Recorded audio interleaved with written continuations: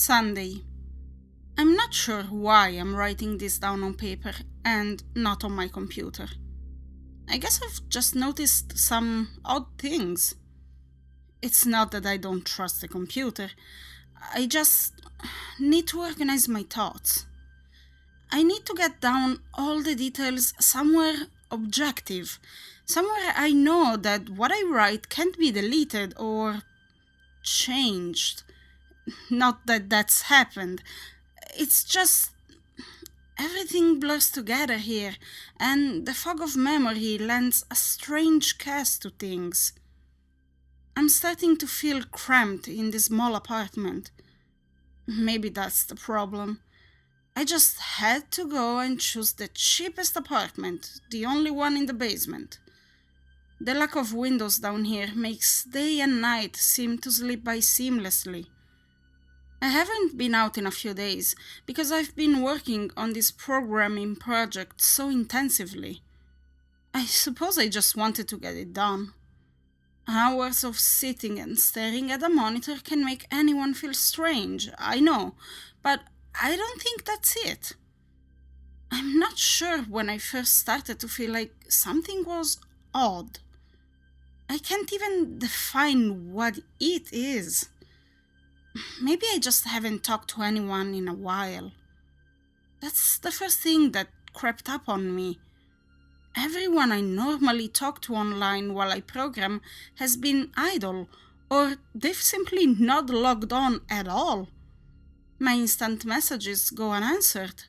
The last email I got from anybody was a friend saying he'd talk to me when he got back from the store, and that was yesterday. I'd call with my cell phone, but reception's terrible down here. Yeah, that's it. I just need to call someone. I'm going to go outside. Well, that didn't work so well. As the tingle of fear fades, I'm feeling a little ridiculous for being scared at all. I looked in the mirror before I went out, but I didn't shave the 2-day stubble I've grown. I figured I was just going out for a quick cell phone call. I did change my shirt though, because it was lunchtime and I guess that I'd run into at least one person I knew. That didn't end up happening. I wish it did. When I went out, I opened the door to my small apartment slowly. A small feeling of apprehension had somehow already lodged itself in me, for some indefinable reason. I chalked it up to having not spoken to anyone but myself for a day or two. I peered down the dingy grey hallway, made dingier by the fact that it was a basement hallway. On one end, a large metal door led to the building's furnace room. It was locked, of course. 2 dreary soda machines stood by it. I bought a soda from one the first day I moved in, but it had a 2-year-old expiration date. I'm fairly sure nobody knows these machines are even down here, or my cheap landlady just doesn't care to get them restocked.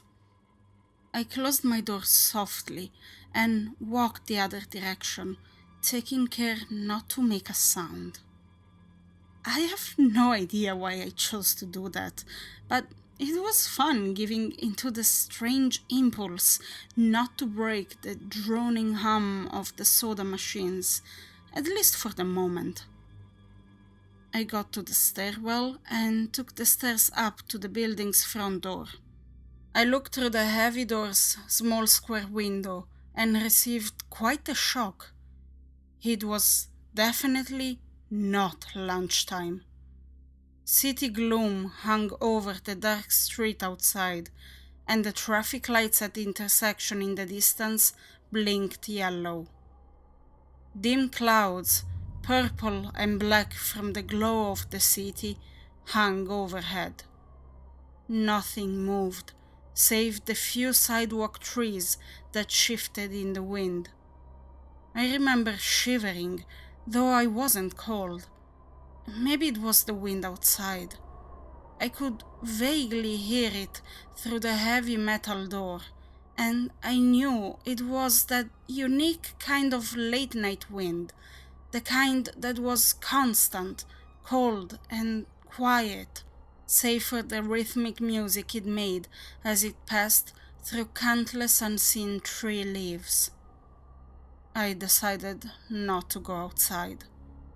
Instead, I lifted my cell phone to the door's little window and checked the signal meter. The bars filled up the meter, and I smiled.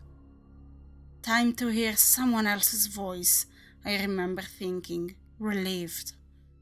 It was such a strange thing to be afraid of nothing. I shook my head, laughing at myself silently. I hit speed dial for my best friend Amy's number and held the phone up to my ear. It rang once, but then it stopped. Nothing happened. I listened to silence for a good 20 seconds, then hung up. I frowned and looked at the signal meter again. Still full. I went to dial her number again, but then my phone rang in my hand, startling me. I put it up to my ear. "Hello?" I asked, immediately fighting down a small shock at hearing the first spoken voice in days, even if it was my own. I had gotten used to the droning hum of the building's inner workings, my computer, and the soda machines in the hallway. There was no response to my greeting at first, but then, finally, a voice came. "Hey," said a clear male voice, obviously of college age, like me. "who's this?" "John," I replied, confused. "Oh, sorry. Wrong number." He replied, then hung up. I lowered the phone slowly and leaned against the thick brick wall of the stairwell. That was strange. I looked at my received call list, but the number was unfamiliar. Before I could think on it further, the phone rang loudly, shocking me yet again. This time, I looked at the caller before I answered. It was another unfamiliar number. This time, I held the phone up to my ear, but said nothing. I heard nothing but the general background noise of a phone. Then a familiar voice broke my tension. "John?" Was the single word, in Amy's voice. I breathed a sigh of relief. "Hey, it's you," I replied. "Who else would it be?" She responded. "Oh, the number. I'm at a party on 7th Street and my phone died just as you called me. This is someone else's phone, obviously." "Oh, okay," I said. "Where are you?" she asked. My eyes glanced over the drab whitewashed cylinder block walls and the heavy metal door with its small window. "At my building," I sighed, just feeling cooped up. I didn't realize it was so late. "You should come here," she said, laughing. "Nah, I don't feel like looking for some strange place by myself in the middle of the night," I said, looking out the window at the silent, windy street that secretly scared me just a tiny bit. "I think I'm just going to keep working or go to bed," "Nonsense. she replied.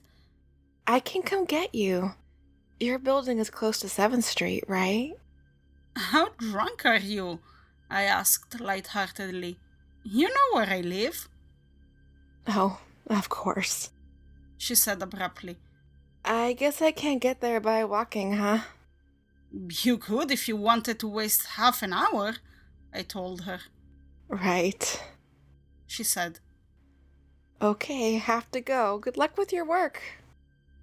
I lowered the phone once more, looking at the numbers flash as the call ended. Then the droning silence suddenly reasserted itself in my ears.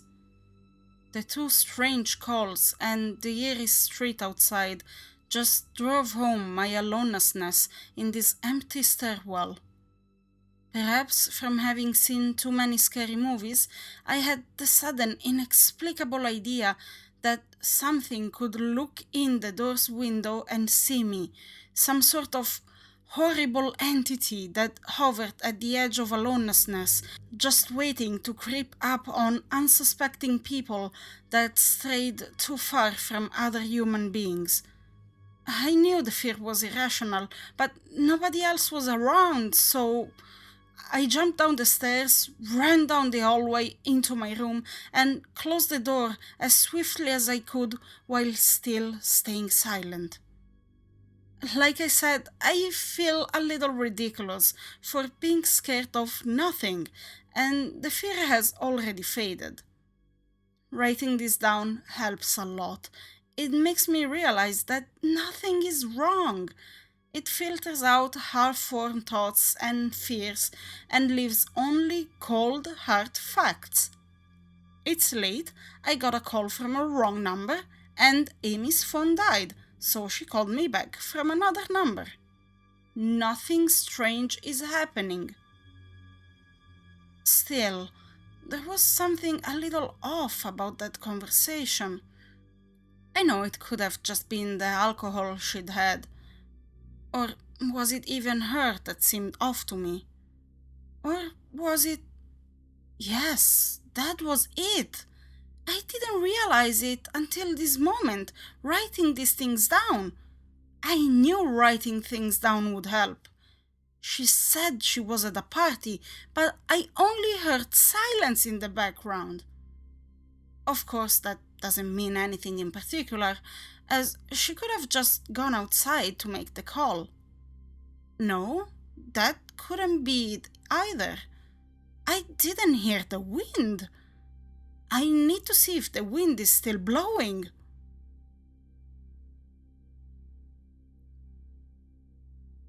Monday. I forgot to finish writing last night.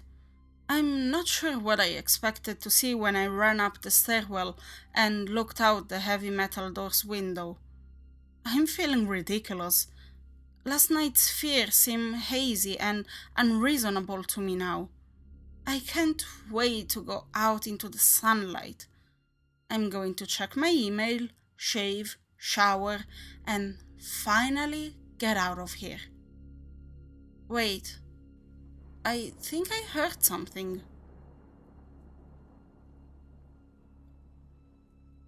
It was thunder. That whole sunlight and fresh air thing didn't happen. I went out into the stairwell and up the stairs, only to find disappointment. The heavy metal door's little window showed only flowing water, as torrential rain slammed against it. Only a very dim, gloomy light filtered in through the rain, but at least I knew it was daytime, even if it was a grey, sickly, wet day.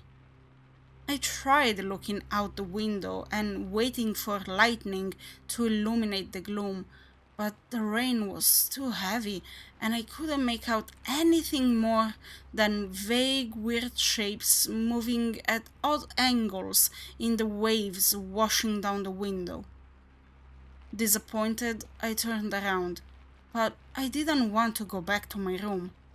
Instead, I wandered further up the stairs, past the first floor and the second.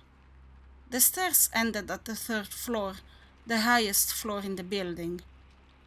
I looked through the glass that ran up the outer wall of the stairwell, but it was that warped, thick kind that scatters the light. Not that there was much to see through the rain to begin with. I opened the stairwell door and wandered down the hallway. The 10 or so thick wooden doors, painted blue a long time ago, were all closed. I listened as I walked, but it was the middle of the day, so I wasn't surprised that I heard nothing but the rain outside. As I stood there in the dim hallway, listening to the rain, I had the strange, fleeting impression that the doors were standing like silent granite monoliths erected by some ancient forgotten civilization for some unfathomable guardian purpose. Lightning flashed, and I could have sworn that, for just a moment, the old grainy blue wood looked just like rough stone. I laughed at myself for letting my imagination get the best of me, but then it occurred to me that the dim gloom and lightning must mean there was a window somewhere in the hallway. A vague memory surfaced, and I suddenly recalled that the third floor had an alcove and an inset window halfway down the floor's hallway. Excited to look out into the rain and possibly see another human being, I quickly walked over to the alcove, finding the large, thin glass window. Rain washed down it, as with the front door's window, but I could open this one. I reached a hand out to slide it open, but hesitated. I had the strangest feeling that if I opened that window, I would see something absolutely horrifying on the other side. Everything's been so odd lately. So I came up with a plan, and I came back here to get what I needed. I don't seriously think anything will come of it, but I'm bored, it's raining, and I'm going stir crazy. I came back to get my webcam. The cord isn't long enough to reach the third floor by any means, so instead I'm going to hide it between the two soda machines in the dark end of my basement hallway, run the wire along the wall and under my door, and put black duct tape over the wire to blend it in with the black plastic strip that runs along the base of the hallway's walls. I know this is silly, but I don't have anything better to do. Well, nothing happened. I propped open the hallway to stairwell door, stilled myself, then flung the heavy front door wide open and ran like hell down the stairs to my room and slammed the door. I watched the webcam on my computer intently, seeing the hallway outside my door and most of the stairwell. I'm watching it right now, and I don't see anything interesting. I just wish the camera's position was different, so that I could see out the front door. Hey, somebody's online! I got out an older, less functional webcam that I had in my closet to video chat with my friend online. I couldn't really explain to him why I wanted to video chat, but it felt good to see another person's face. He couldn't talk very long, and we didn't talk about anything meaningful, but I feel much better. My strange fear has almost passed. I would feel completely better, but there was something odd about our conversation. I know that I've said that everything has seemed odd, but still, he was very vague in his responses. I can't recall one specific thing that he said. No particular name or place or event, but he did ask for my email address to keep in touch. Wait, I just got an email. I'm about to go out. I just got an email from Amy that asked me to meet her for dinner at the place we usually go to. I do love pizza, and I've just been eating random food from my poorly stocked fridge for days, so I can't wait. Again, I feel ridiculous about the odd couple of days I've been having. I should destroy this journal when I get back. Oh, another email. Oh my god. I almost left the email and opened the door. I almost opened the door. But I read the email first. It was from a friend I hadn't heard from in a long time, and it was sent to a huge number of emails that must have been every person he had saved in his address list. It had no subject, and it said simply, "Seen with your own eyes, don't trust them, they..." What the hell is that supposed to mean? The words shock me, and I keep going over and over them. Is it a desperate email sent just as something happened? The words are obviously cut off without finishing. On any other day, I would have dismissed this as spam from a computer virus or something, but the words, "Seen with your own eyes." I can't help but read over this journal and think back on the last few days and realize that I have not seen another person with my own eyes or talked to another person face to face. The webcam conversation with my friend was so strange, so vague, so eerie now that I think about it. Was it eerie? Or is the fear clouding my memory?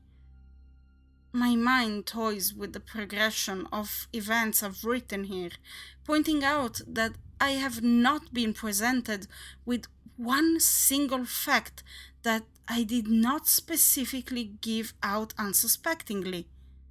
The random wrong number that got my name, and the subsequent strange return call from Amy, the friend that asked for my email address. I messaged him first when I saw him online, and then I got my first email a few minutes after that conversation. Oh my God, that phone call with Amy! I said over the phone, I said that I was within half an hour's walk of 7th Street. They know I'm near there. What if they're trying to find me? Where is everyone else? Why haven't I seen or heard anyone else in days? No, this is crazy. This is absolutely crazy. I need to calm down. This madness needs to end. I don't know what to think. I ran about my apartment furiously, holding my cell phone up to every corner to see if it got a signal through the heavy walls. Finally, in the tiny bathroom near one ceiling corner, I got a single bar. Holding my phone there, I sent a text message to every number in my list. Not wanting to betray anything about my unfounded fears, I simply sent, "You seen anyone face to face lately?" At that point, I just wanted any reply back. I didn't care what the reply was or if I embarrassed myself. I tried to call someone a few times, but I couldn't get my head up high enough, and if I brought my cell phone down, even an inch, it lost signal. Then I remembered the computer and rushed over to it, instant messaging everyone online. Most were idle or away from their computer. Nobody responded. My messages grew more frantic, and I started telling people where I was and to stop by in person for a host of barely passable reasons. I didn't care about anything by that point. I just needed to see another person. I also tore apart my apartment, looking for something that I might have missed, some way to contact another human being without opening the door. I know it's crazy, I know it's unfounded, but what if? What if? I just need to be sure. I taped the phone to the ceiling in case.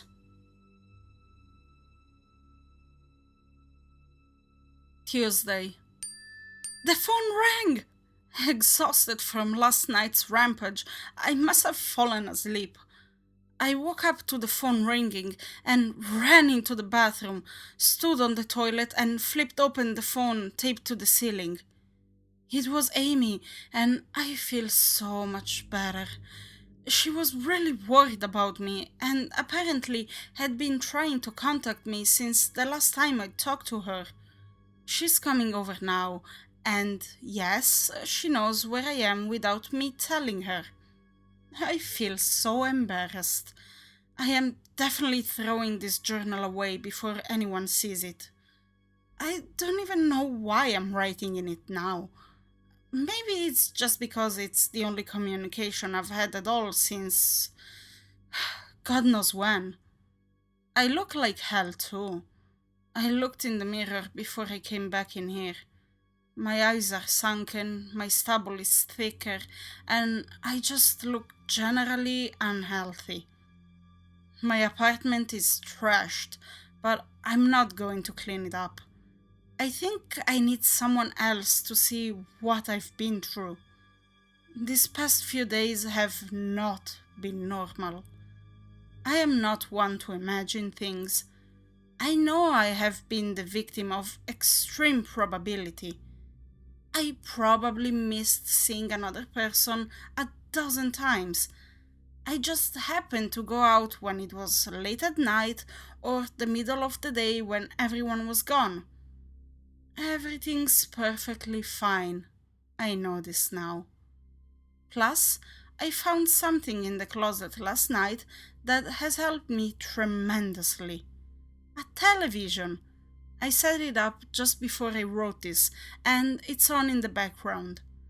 Television has always been an escape for me, and it reminds me that there's a world beyond these dingy brick walls. I'm glad Amy's the only one that responded to me after last night's frantic pestering of everyone I could contact. She's been my best friend for years. She doesn't know it, but I count the day that I met her among one of the few moments of true happiness in my life. I remember that warm summer day fondly. It seems a different reality from this dark, rainy, lonely place.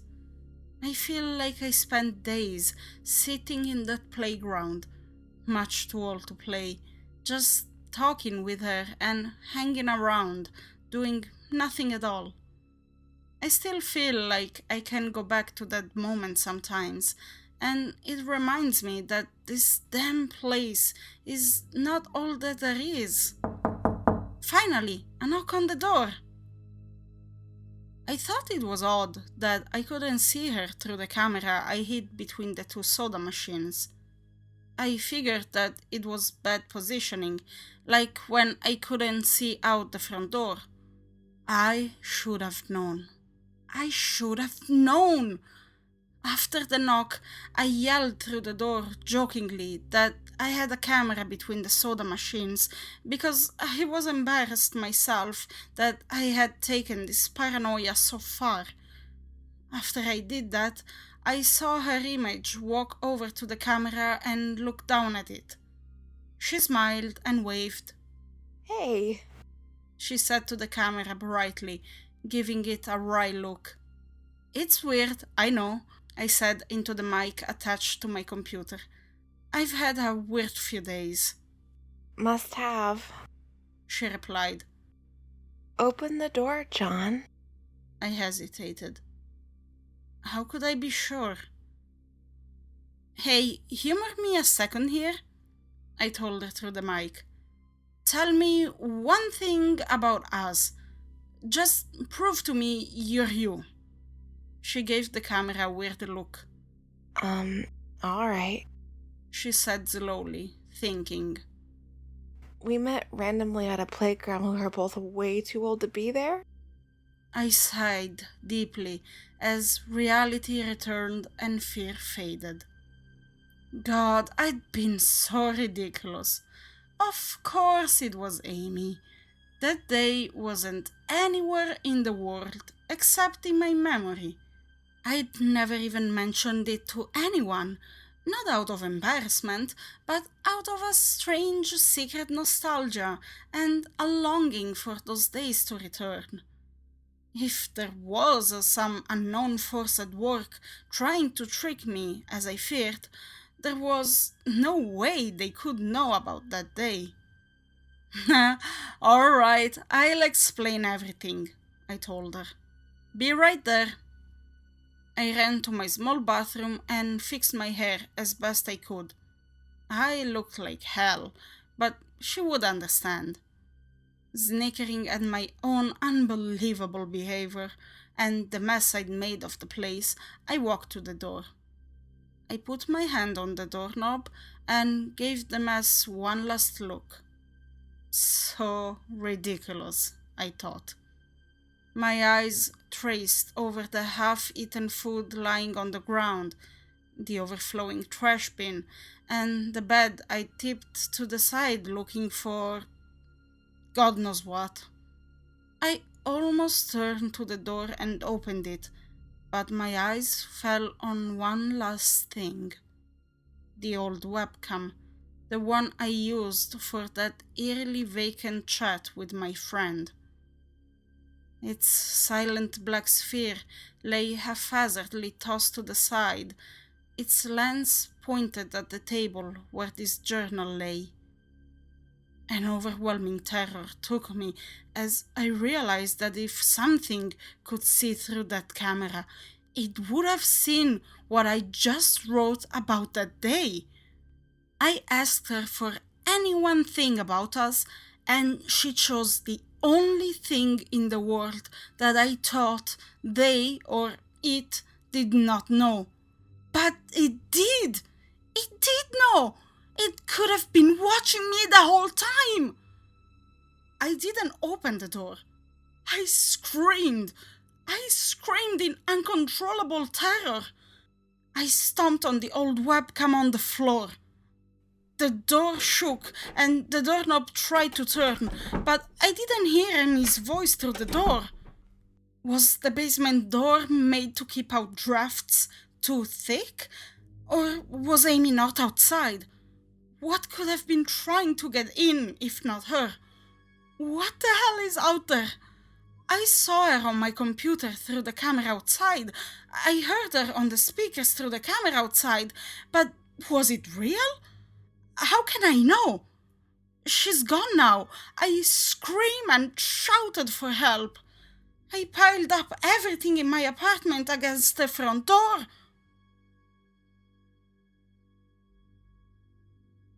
Friday. At least I think it's Friday. I broke everything electronic.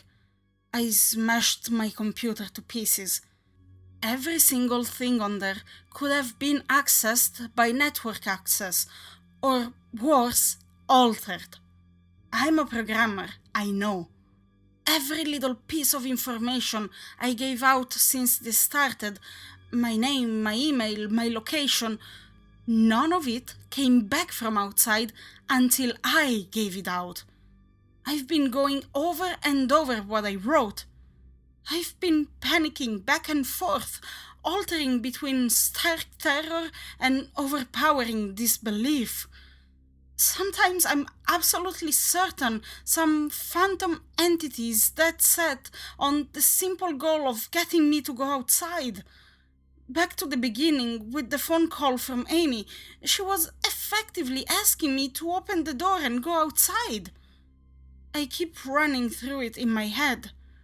One point of view says I've acted like a madman, and all of this is the extreme convergence of probability. Never going outside at the right times by pure luck, never seeing another person by pure chance, getting a random nonsense email from some computer virus at just the right time. The other point of view says that extreme convergence of probability is the reason that whatever's out there hasn't gotten me already. I keep thinking, I never opened the window on the 3rd floor. I never opened the front door until that incredibly stupid stunt with the hidden camera, after which I ran straight to my room and slammed the door. I haven't opened my own solid door since I flung open the front door of the building. Whatever's out there, if anything's out there, never made an appearance in the building before I opened the front door. Maybe the reason it wasn't in the building already was that it was elsewhere getting everyone else. And then it waited until I betrayed my existence by trying to call Amy. A call which didn't work until it called me and asked me my name. Terror literally overwhelms me every time I try to fit the pieces of this nightmare together. That email, short, cut off, was it from someone trying to get word out? Some friendly voice desperately trying to warn me before it came? Seen with my own eyes, don't trust them. Exactly what I've been so suspicious of. It could have masterful control of all things electronic, practicing its insidious deception to trick me into coming outside. Why can't it get in? It knocked on the door. It must have solid presence. The door. The image of those doors in the upper hallway as guardian monoliths flashes back in my mind every time I trace this path of thoughts.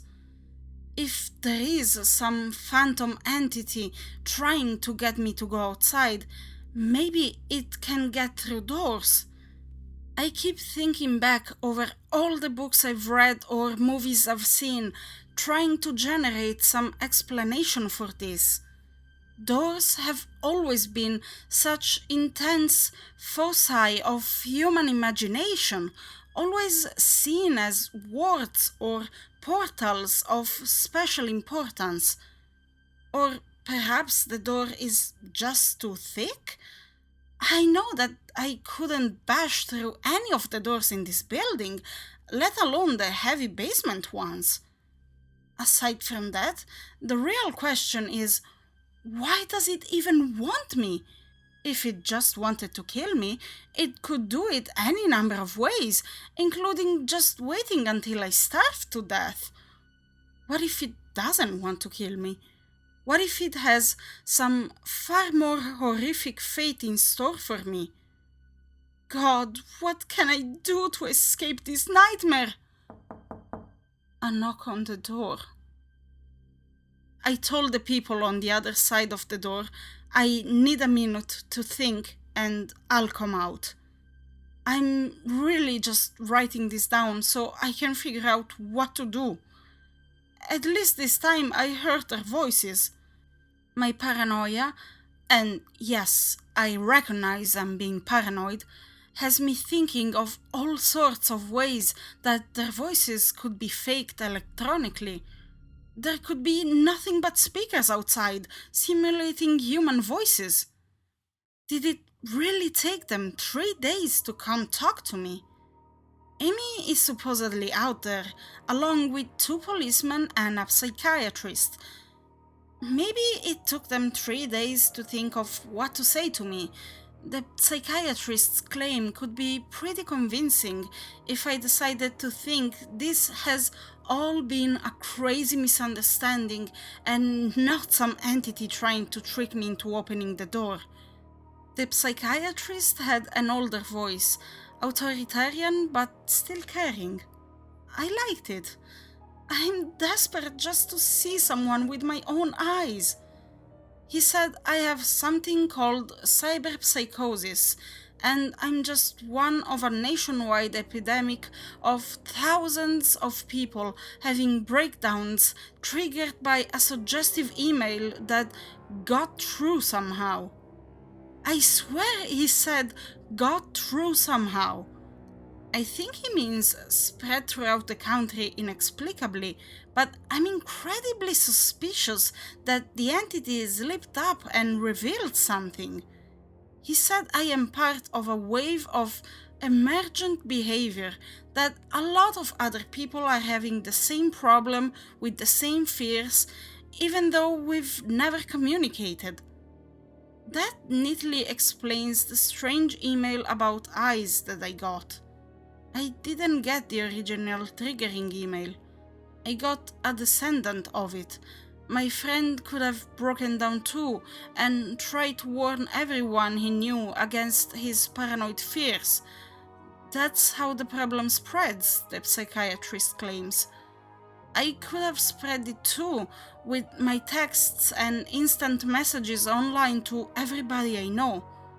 One of those people might be melting down right now after being triggered by something I sent them, something they might interpret any way that they want, something like a text saying, "Seen anyone face to face lately?"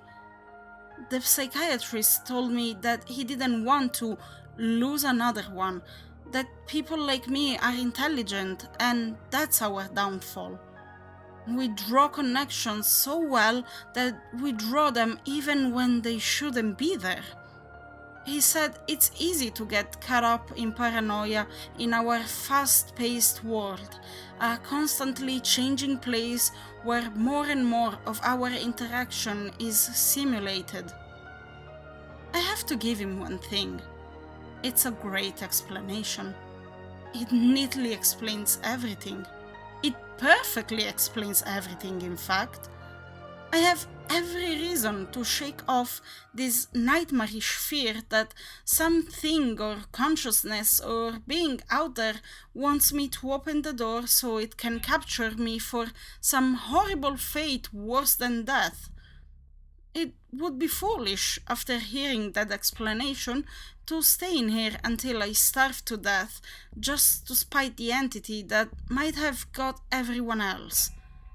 It would be foolish to think that, after hearing that explanation, I might be one of the last people left alive on an empty world, hiding in my secure basement room, spiting some unthinkable deceptive entity just by refusing to be captured. It's a perfect explanation for every single strange thing I've seen or heard, and I have every reason in the world to let all of my fears go and open the door. That's exactly why I'm not going to. How can I be sure? How can I know what's real and what's deception? All of these damn things with their wires and their signals that originate from some unseen origin. They're not real. I can't be sure. Signals through a camera, faked video, deceptive phone calls, emails, even the television lying broken on the floor. How can I possibly know it's real? It's just signals, waves, light. The door. It's bashing on the door. It's trying to get in. What insane mechanical contrivance could it be using to simulate the sound of men attacking the heavy wood so well? At least I'll finally see it with my own eyes. There's nothing left in here for it to deceive me with. I've ripped apart everything else. It can't deceive my eyes, can it? Seen with your own eyes, don't trust them, they... Wait, was that desperate message telling me to trust my eyes, or warning me about my eyes too? Oh my god, what's the difference between a camera and my eyes? They both turn light into electrical signals. They're the same. I can't be deceived. I have to be sure. I have to be sure.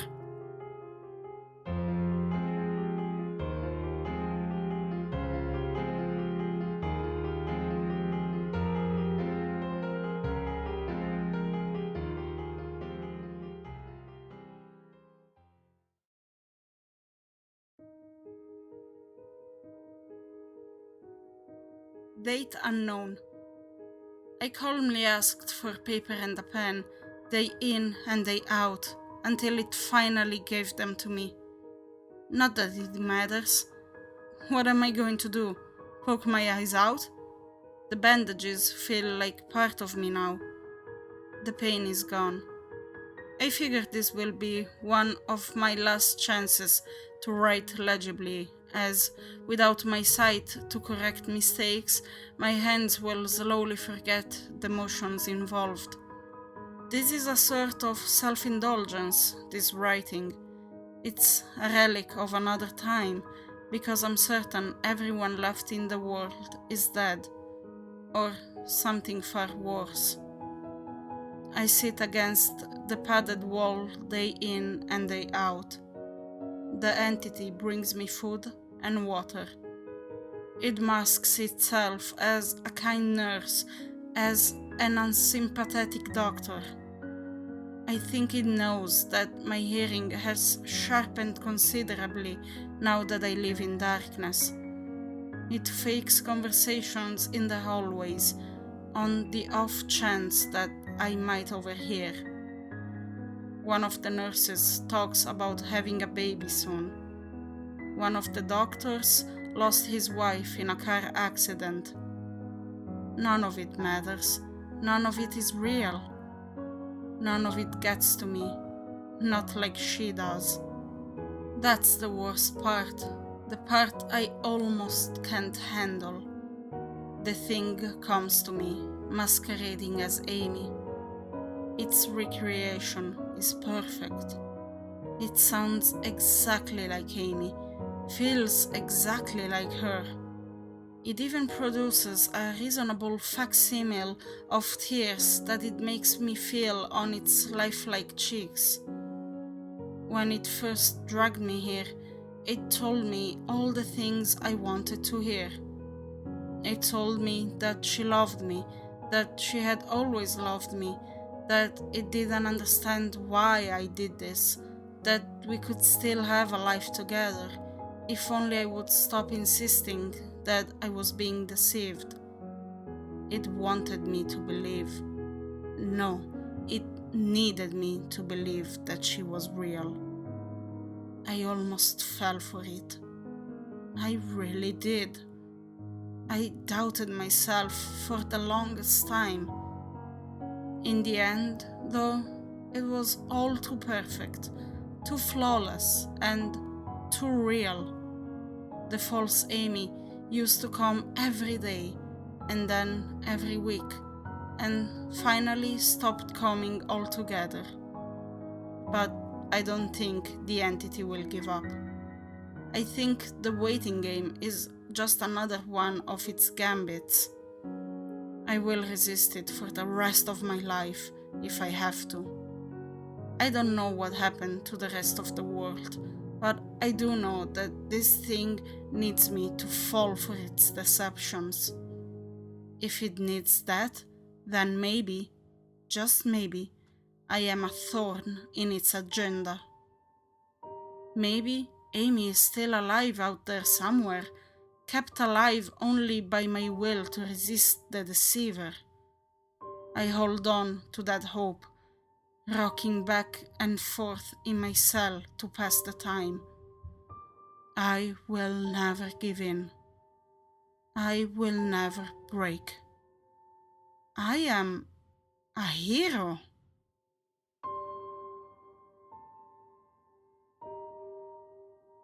The doctor read the paper the patient had scribbled on. It was barely readable, written in the shaky script of one who could not see. He wanted to smile at the man's steadfast resolve, a reminder of the human will to survive. But he knew that the patient was completely delusional. After all, a sane man would have fallen for the deception long ago. The doctor wanted to smile. He wanted to whisper words of encouragement to the delusional man. He wanted to scream, but the nerve filaments wrapped around his head and into his eyes made him do otherwise.